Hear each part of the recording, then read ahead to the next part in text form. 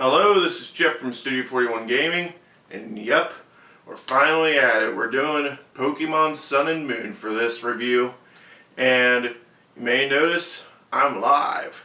So, I'm doing this entire review live. I do not own a 3DS capturing device, so we're doing it live. We'll do it live! Fuck it! Thanks, Bill O'Reilly. We're doing it live. So, real quickly, right off the bat, I've never played a game like Sun and Moon where I can really say I love it and I hate it at the same time. No, not that game. Not that franchise. I want you to savor the moment. It's not 2017 yet. But it's a contested game, so the first thing that I have to say I love about this game is the world. It is very full of character. They seem to have finally gotten a grip on what really works in a Pokemon world, and it's open. This game is not like X and Y where it's like one straight path to the next city. It is usually a winding path through a lot of really open areas, so you can actually explore a little bit. And it has been a while since I can say that we finally have a game that seems to have gotten the real grip for Pokemon and what works and what doesn't. Unfortunately, we have the Rotom Dex. Holy crap. This is the single worst thing in this game.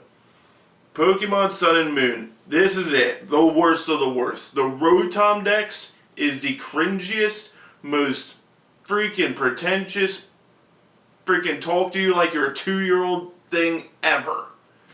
It puts a little freaking flag. This is where you're supposed to go. Now let me block off every area around where you're supposed to go, so you have to go there. Oh my god, this is so stupid. In Gen 1, you can, in theory, skip 1 or 2 gyms. So, you actually forgot to do Sabrina's gym one time when I was playing through Gen 1 when I was a kid. Why don't I have that freedom to move around? What? We're not two-year-olds anymore, Game Freak.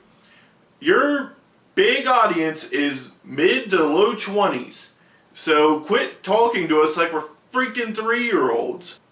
The next good thing I really want to talk about is the Pokemon designs. I really like a lot of the designs in this generation of games.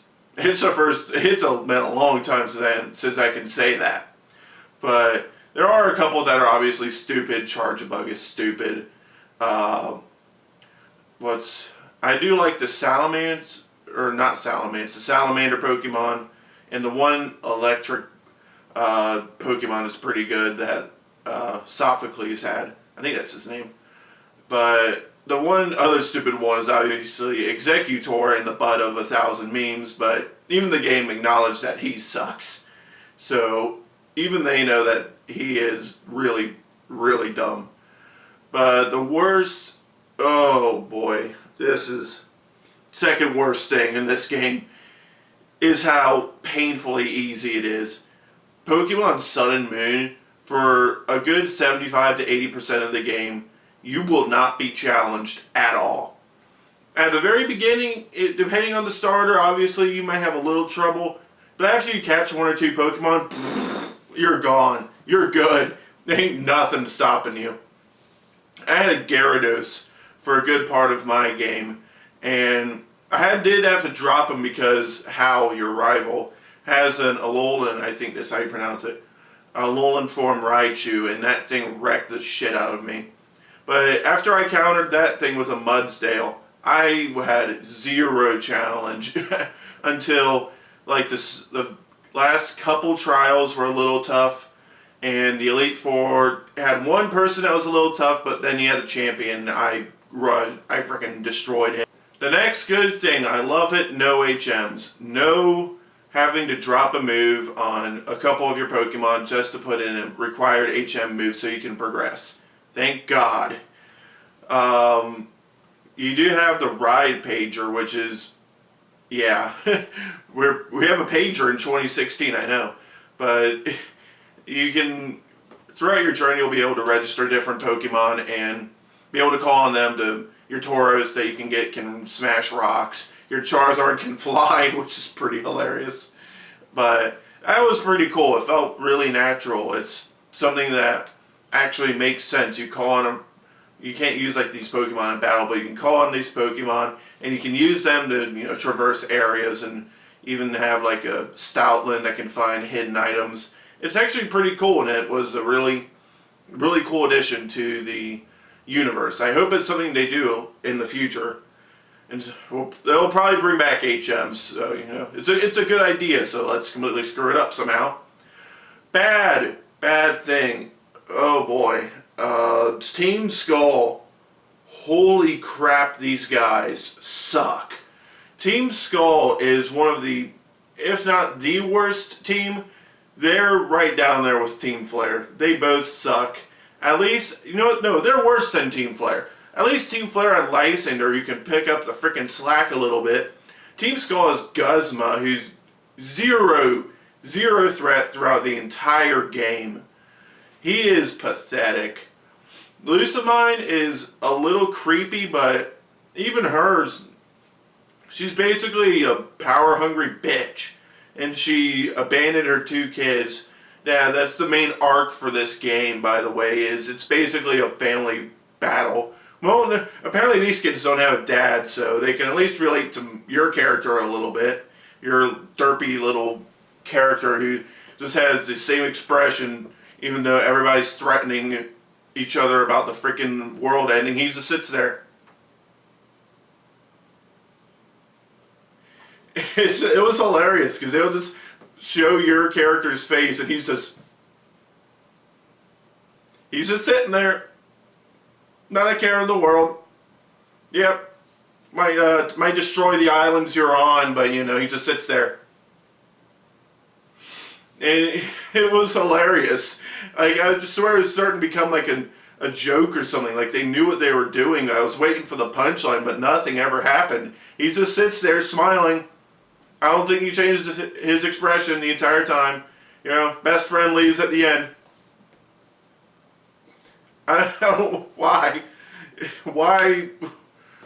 Show some emotion, kid. What are you doing? But the story in this game is pretty freaking mediocre. The most interesting thing was definitely the synthetic Pokemon with type Null and all that, but it was never delved into that much, and it was kind of really disappointing since Colress was running around. I was like, holy shit. The guy who tries to freeze the freaking world in Gen 5, but he never does anything. You see him once, and then he's gone. So it's like, he's got to end up becoming the big bad, but nope.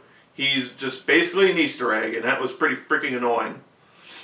And another, this is probably a bit of a nitpick, was the Pokemon Refresh, I think it's called. That's really annoying, the freaking Pokemon Refresh thing. That was one of the cringiest things in the game. At the end of every battle, you can groom your Pokemon to make sure they're happy. It builds up their affection, which, I don't know, that's only been building up through winning battles since the beginning of the franchise. So, then the Pokemon Beans thing, I swear to God, it's completely broken. I would give my Pokemon a bean, and it's like, oh, he doesn't like it. Yeah, give him every type of bean. Oh, he doesn't like any of them, apparently. It was really freaking annoying, and somehow I knew what my Pokemon was thinking, since at the beginning of a battle, you could send out one of your Pokemon and randomly pop up saying, your Pokemon is thinking about Pokebeans. Okay. Do I read his mind or something? How do I know this? What? But it's really annoying. So in conclusion, this generation, I do think it's better than X and Y and Oris, but it definitely has some faults that really, really need to be ironed out. I know there's supposed to be another edition of this game coming out on Nintendo Switch, and I'm getting it, so I'm definitely getting the Nintendo Switch when that comes out. But I really hope they can iron out some of these problems, since this generation has the potential to be amazing.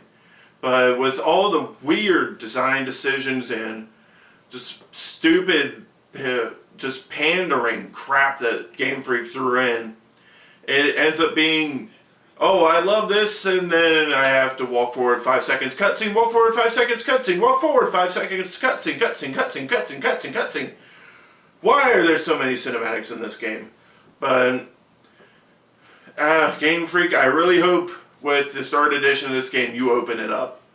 Get rid of the Rotom decks, get rid of the pandering, figure out who your goddamn audience is. We are your audience. Pokemon Go already has proven who your audience is. So please figure it out. But it's definitely recommended. I recommend this generation. Definitely give it a shot. It might not be, though, exactly what you're looking for, but the game's over 20 hours long. So if you play through it, you'll get your money's worth. I would definitely say go for it. At its best, this generation is one of the best I've ever played. At its worst, it is a real headache. But thank you for watching, and I'll be back with my next review. It will be Titanfall 2, so that will be the next review I'm doing, but obviously I'll probably have some stuff up in between. So thanks for watching.